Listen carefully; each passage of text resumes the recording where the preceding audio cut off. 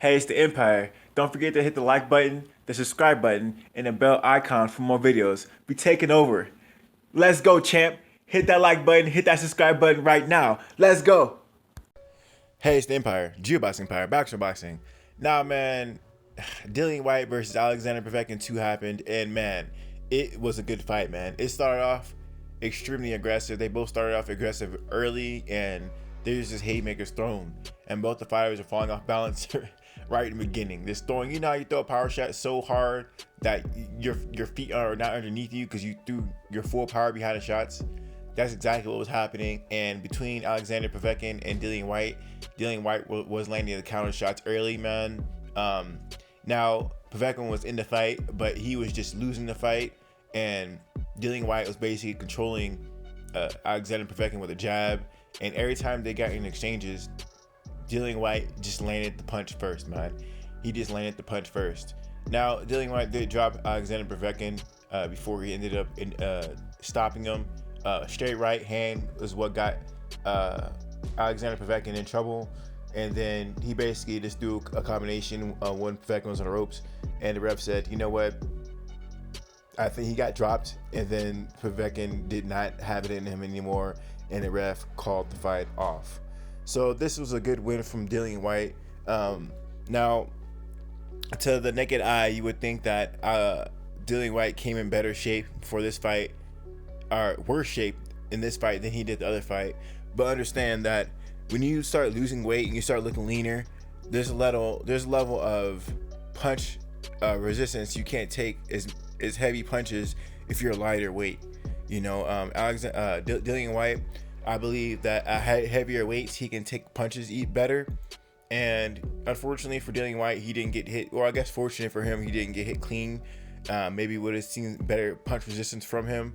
But that being said, he did come heavier this time. And, you know, he was able to take the punches seemingly and throw more and give it more when he fought Alexander Povetkin. So, you know, Dillian Whyte, he looked good in this fight. His counter punching was good. If he wants to come in at this heavy weight, in my opinion, this is some critiques from him. You know, he's gonna have to work on that stamina. If he wants to get his legs stronger and get his body bulkier, because he feels better at this heavier weight, he needs to definitely get his coordination a little bit better. And because I personally think that he looked better against Lucas Brown, but then again, Lucas Brown doesn't hit hard like Alexander Povetkin. Now, if you guys didn't know, man, yeah. So we're gonna see how Dillian Whyte and this whole thing plays out with him beating Alexander Povetkin. They're talking about fighting again. They're talking about having this fight a third time since Alexander Povetkin knocked him out once and Dillian Whyte knocked him out once. They want this fight to happen again. And like I said earlier, man, you know, to me, to the naked eye, it looked like Dillian Whyte weighed more. He didn't. He was a little bit less this time, but he just seemed a lot more slower than he did the first fight. But like I said earlier, I think Dillian Whyte is just better at a bigger weight. He's better at a bigger weight. If you actually didn't know, when he fought Lucas Brown, he was at 154. And that was about the weight he was close to the first fight round with Alexander Povetkin.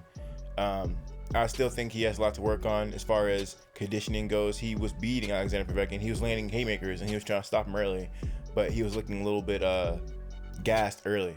Because every time he threw a jab, he was landing. He wasn't throwing too many, but Alexander Povetkin was basically out on his feet a lot of times in that fight, to the point where Dillian Whyte, if he had better stamina, he could have stopped him, right? But I guess that's what happens when you throw all power shots. Dillian Whyte looked sharp with his counter shots, and these weren't forced shots. These were exchanges, right? These were Alexander Povetkin's throwing, Dillian Whyte's throwing, and Dillian Whyte is catching Alexander Povetkin. So yeah, man. The thing is, man, Dillian Whyte looked really good in this fight. There's not too far he can go besides a title shot, and he wants the best of the best in the sport of boxing. Now, I'm going to make a whole nother video about this because it's sort of a big deal. Dillian Whyte did call out champion, but he called out one champion in particular, the WBC champion. And questionably, he called out Deontay Wilder and not Tyson Fury. So that was extremely, extremely weird. I'll probably gonna make a whole another video about that. There's a post-fight interview with Dillian Whyte was calling out Deontay Wilder, and he was saying he wanted to fight for a title. He kept calling out Deontay Wilder. And if you watch boxing, you know who has the title right now. It's not Deontay Wilder. He does not have the WBC title. It's Tyson Fury. So, you know, that says a lot there. There's a lot of undertones and reading between the lines you have to do for that. And I'm probably going to make a whole nother video about that later today because that's a big deal. Anyway, man, good win for Dillian Whyte, man. He redeemed himself. The fight was not competitive. Just like I thought the second fight really wasn't, the first fight wasn't really competitive. Dillian Whyte just got caught.